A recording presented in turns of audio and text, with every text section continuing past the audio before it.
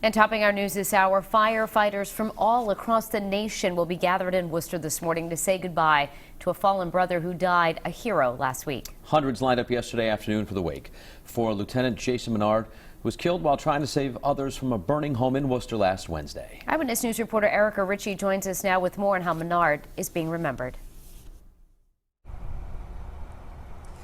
Well, guys, about 7:30 this morning, firefighters from across the area, dozens of them, will meet here at the CRANSTON ice rink on Phoenix Avenue, and they'll board a bus headed to Worcester for that funeral. That bus just arriving here in the parking lot. You can see it off to the side. Within the last 15 minutes or so, it will carry those members of our local fire departments to Worcester to pay their respects to Lieutenant Jason Menard, his wife, his kids, and his family at the Worcester Firehouse. Now, we are told that, or rather, if last night's wake was any indication, they'll join hundreds of their fellow firefighters from across the nation, and they'll line the streets to honor Lieutenant Jason Menard as he's laid to rest. And many others from the community will likely be there as well, paying tribute to the man who died, a hero. Lieutenant Menard's funeral begins at 11 a.m. and it's a sacred event in the eyes of Cranston Fire Lieutenant Kevin O'Leary. He says when a firefighter is lost, whether it's close to home or across the country, their station goes quiet and the realities of the call take center stage. And that's why they feel it's so important to be in Worcester this morning. He paid the ultimate sacrifice to save his brothers, and he got them out safe, and unfortunately he couldn't. So we're going to go pay respects for our brothers in Worcester, brothers and sisters in Worcester, and not only to them but to his family.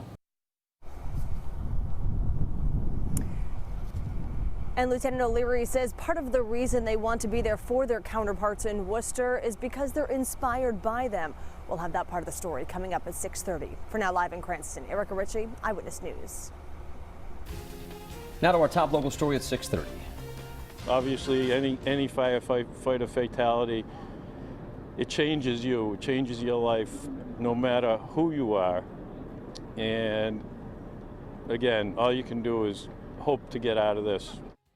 And that's Worcester's Fire Chief Michael Lavoie. He was speaking yesterday ahead of the wake for Lieutenant Jason Menard. He is, of course, the latest city firefighter killed in the line of duty. His funeral is today, something far too common in that city over the last 2 decades. Erica Ritchie live in Cranston this morning. Several local firefighters preparing to remember their fallen brother.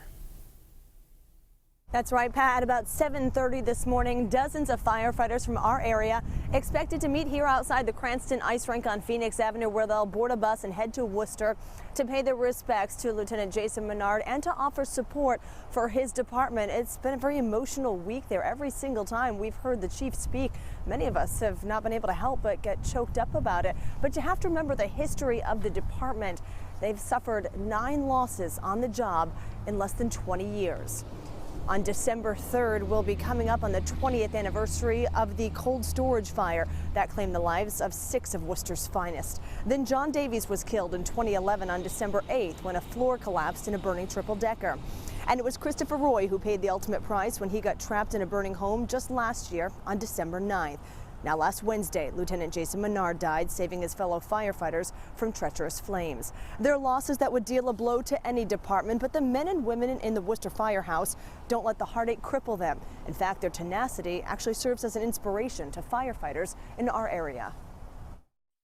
It's just hard to think that a city so close has had such loss of their brothers, and they still come to work, and they still go home. They do the job every day, and they go home and they get to be mom and dad, and then they're right back to it. And for them to continue to answer the call speaks volumes for that city and that department.